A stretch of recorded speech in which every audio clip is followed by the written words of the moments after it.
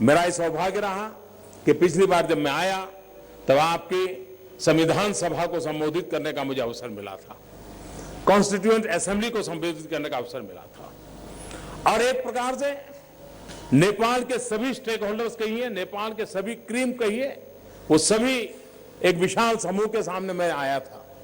और तब भी मैंने कहा था कि नेपाल जितना जल्द अपना संविधान बनाएगा उतना ही नेपाल का भविष्य के लिए वो एक नई ताकत मिलेगी। नेपाल के संविधान के निर्मित में जितना विलंब होगा वो विलंब नेपाल के लिए अच्छा नहीं होगा। संविधान आप बनाएं, आपके तरीके से बनाइए, आपके निर्णय होंगे, भारत का उसमें कोई दखल नहीं हो सकता, होना भी नहीं चाहिए। लेकिन आपकी खुशी हमें मुस्कुराहट देती है और इसलिए भी संविधान का जल्दी बनना बहुत जरूरी है।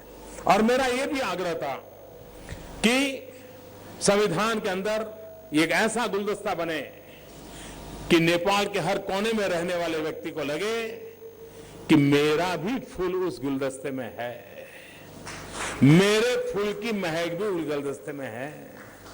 कभी मधेसी को नहीं लगना चाहिए कि हमारा पूछने वाला कौन, कहीं पहाड़ी को नहीं लगना चाहिए कि हमें पूछने वाला कौन, माओवादी को नहीं लगना चाहिए कि हमें पूछने वाला कौन।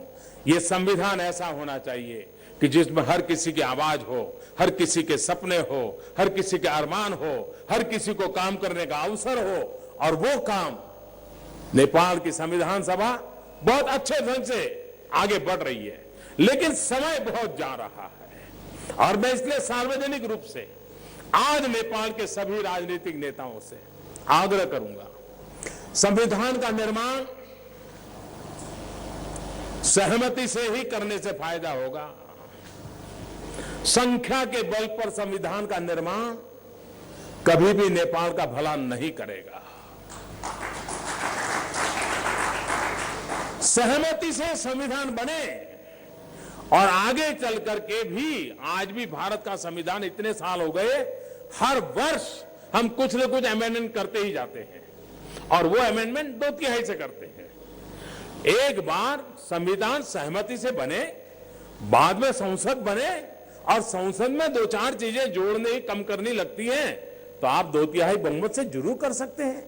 लेकिन पहला प्रारूप अगर सबको अपना नहीं लगता है तो नेपाल को बहुत बड़ी कठिनाई आएगी। तो आपके एक मित्र देश के नाते आपको दुख हो, आपको कठिनाई हो और हमें समझ हो, तो वो स्थिति हम देखना नहीं चाहते हैं। फिर एक बार आज सार्वजनिक रूप से जिस प्रकार से जिंदगी बचाने के लिए ये ट्रॉमा सेंटर काम आ रहा है, उसी प्रकार से नेपाल के सपनों को संवारने के लिए संविधान एक औसत बनकर के आ रहा है। मैं चाहूंगा तो संविधान की पवित्रता उसी पवित्र भाव से, और मैंने कहा था ऋषि मन होगा तब संविधान बनेगा। संविधान सभा में बैठे हुए हर व्यक्ति का ऋषि मन होना चाहिए और ऋषि मन को लेकर के संविधान का निर्माण होगा। ये मैंने आग्रह से कहा था। मैं आज फिर नेपाल की धरती पर आया हूं, मैं विश्वनाथ की धरती पर काम करता हूं, पशुपतिनाथ की धरती पर आया हूं, तो मेरा भी आपको प्रार्थना करने का हक बन जाता है। मैं प्रार्थना करने आया हूं, मैं उसी धरती से आया हूं। अगर बौद्ध गया से मैं आज एक पौधा लेकर के आया हूं, जो हमारे एम्बेसडर लुम्बिनी में जाकर के उसको रोपित करने वाले हैं। एक ऐसा संदेश लेकर के आया हूं जो हमें सांस्कृतिक प्राण शक्ति देता रहता है।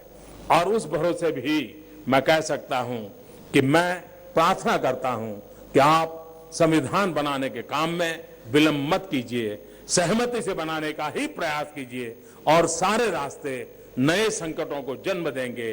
मैं अयोध्या और जनकपुरी का नाता जानता हूं, इसलिए भी हम लोगों को आपसे प्रार्थना करने का हक बनता है कि आप सहमति से संविधान का निर्माण कीजिए, जल्द कीजिए। लोगों की आशाओं पर आप खरे उतरे। आप देखिए आप लोगों का नेतृत्व नेपाल को कहां से कहां पहुंचाएगा। और युग इस भूभाग के भविष्य का है, एशिया के भविष्य का समय है। नेपाल को ये मौका चूकना नहीं चाहिए। विश्व के अंदर एक ताकत बनकर के नेपाल ने खड़ा होना चाहिए। लोकतांत्रिक अवस्था नेपाल को एक नई ताकत देगा, नई पहचान देगा। विश्व नेपाल को स्वीकार करने लग जाएगा। ये स्थिति आपके हाथों में है, मौका आपके पास है।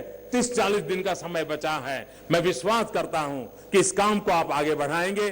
फिर एक बार ये ट्रॉमा सेंटर यहां के किसी भी पीड़ित की जिंदगी को बचाने के लिए काम आएगा।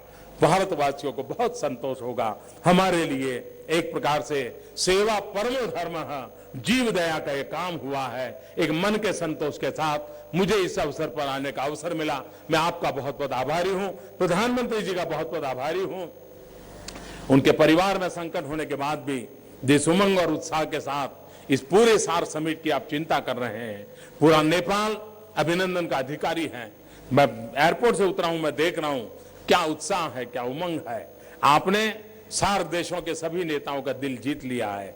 आपने ये व्यवस्था के लिए नेपाल ने जो ताकत दिखाई है, नावीन्य दिखाया है, अपनापन दिखाया है, बहुत बहुत अभिनंदन के अधिकारी हैं। प्रधानमंत्री जी को और पूरे नेपाल को मैं हृदय से नमन करता हूं, बहुत बहुत अभिनंदन करता हूं। धन्यवाद।